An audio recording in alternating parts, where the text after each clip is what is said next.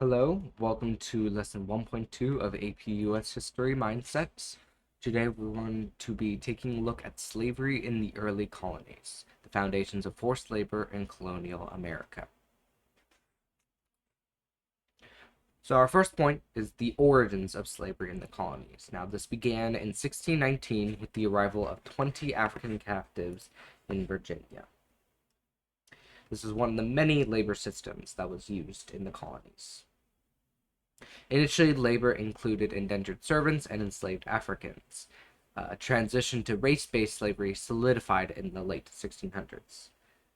Now, there was multiple labor systems, but slavery emerged as the dominant institution because of economic demand and the racial ideologies.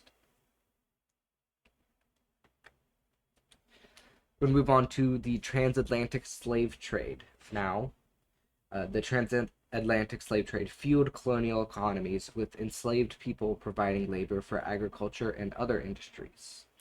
This was part of the triangular trade system, which went from Europe to Africa to the Americas. Africans forcibly transported via the Middle Passage. It was a terrible journey that was marked by inhumane conditions. Now, it was called the Middle Passage because it was the middle leg of said triangular trade route. There was, in fact, the inhumane conditions were so terrible that there are reports that some people jumped overboard in order to either commit suicide or attempt to somehow escape the journey. About 12.5 million Africans were shipped. Many unfortunately died in transit, either due to the points I mentioned before or these inhumane conditions. Point is, this was a very inhumane way to transport African Americans, or Africans then.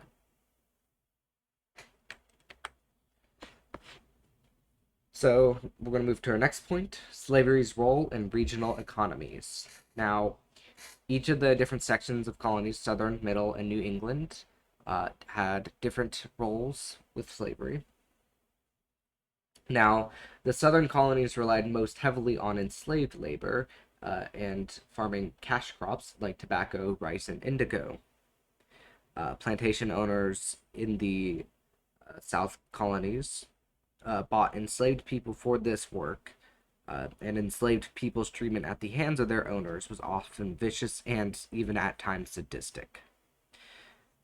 Now, in the middle colonies, there was slavery still. It was just on a smaller scale. It was mostly urban or skilled labor. Now, the New England colonies, or the northern colonies, they didn't use slavery much. They mostly focused on trade. They did participate indirectly through trade and shipbuilding, though. Move on to the legal and social systems of slavery. Now, these legal systems caused the great dehumanization of Africans, making slavery a lifelong and hereditary condition. Now, there were laws that codified slavery by the late 1600s, for example, the Virginia Slave Code of 1705. And these enslaved people were considered property with no rights. Now, racial hierarchy did justify slavery and reinforce white supremacy, and that lasted on for many, many years.